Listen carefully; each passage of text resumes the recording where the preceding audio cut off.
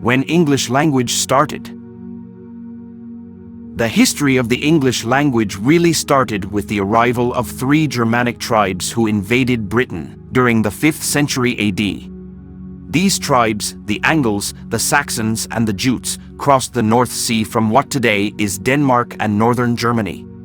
At that time, the inhabitants of Britain spoke a Celtic language.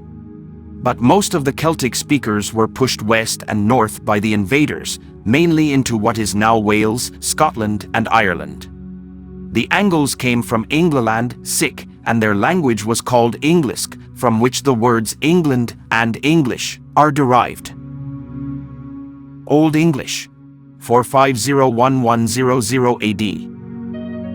The invading Germanic tribes spoke similar languages, which in Britain developed into what we now call Old English. Old English did not sound or look like English today.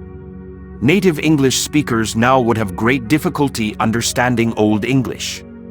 Nevertheless, about half of the most commonly used words in modern English have Old English roots. The words be, strong, and water, for example, derive from Old English. Old English was spoken until around 1100. Middle English, 1100 to 1500. In 1066, William the Conqueror, the Duke of Normandy, part of modern France, invaded and conquered England. The new conquerors, called the Normans, brought with them a kind of French, which became the language of the royal court and the ruling and business classes. For a period, there was a kind of linguistic class division where the lower classes spoke English and the upper classes spoke French. In the 14th century, English became dominant in Britain again, but with many French words added. This language is called Middle English. It was the language of the great poet Chaucer, c. 1340–1400, but it would still be difficult for native English speakers to understand today. Modern English. Early Modern English, 1500 to 1800. Towards the end of Middle English, a sudden and distinct change in pronunciation, the Great Vowel Shift, started, with vowels being pronounced shorter and shorter. From the 16th century, the British had contact with many peoples from around the world. This, and the renaissance of classical learning, meant that many new words and phrases entered the language. The invention of printing also meant that there was now a common language in print. Books became cheaper and more people learned to read. Printing also brought standardization to English. Spelling and grammar became fixed, and the dialect of London, where most publishing houses were, became the standard. In 1604, the first English dictionary was published. Late Modern English, 1800 present. The main difference between early modern English and late modern English is vocabulary. Late modern English has many more words, arising from 2 principal factors. Firstly, the Industrial Revolution and technology created a need for new words. Secondly, the British Empire at its height covered 1/4 of the Earth's surface, and the English language adopted foreign words from many countries. Varieties of English. From around 1600, the English colonization of North America resulted in the creation of a distinct American variety of English. Some English pronunciations and words froze when they reached America. In some ways, American English is more like the English of Shakespeare than modern British English is. Some expressions that the British call Americanisms are in fact original British expressions that were preserved in the colonies while lost for a time in Britain. For example, trash for rubbish, loan as a verb instead of lend, and fall for autumn, another example, frame up, was re-imported into Britain through Hollywood gangster movies.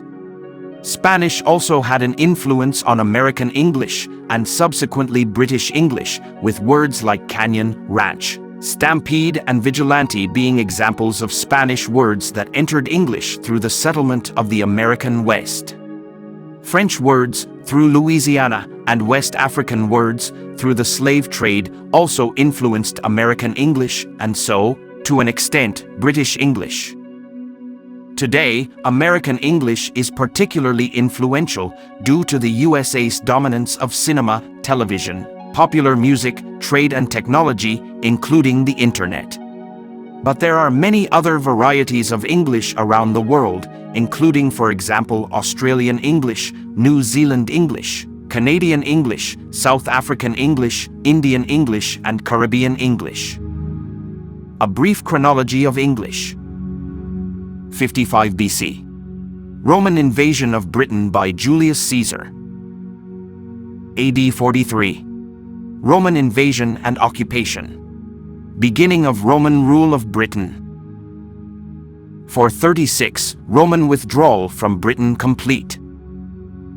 449, settlement of Britain by Germanic invaders begins. 450 to 480, earliest known Old English inscriptions. 1066, William the Conqueror, Duke of Normandy, invades and conquers England. c. 1150. Earliest surviving manuscripts in Middle English. 1348, English replaces Latin as the language of instruction in most schools. 1362, English replaces French as the language of law. English is used in Parliament for the first time. c. 1388. Chaucer starts writing the Canterbury Tales. c. 1400. The Great Vowel Shift begins. 1476, William Caxton establishes the first English printing press. 1564, Shakespeare is born. 1604, table alphabetically, the first English dictionary is published. 1607, the first permanent English settlement in the New World, Jamestown, is established.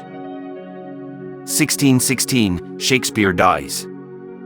1623, Shakespeare's first folio is published.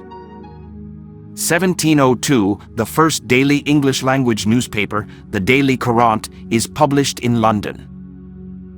1755, Samuel Johnson publishes his English dictionary. 1776, Thomas Jefferson writes the American Declaration of Independence. 1782, Britain abandons its colonies in what is later to become the USA. 1828, Webster publishes his American English Dictionary.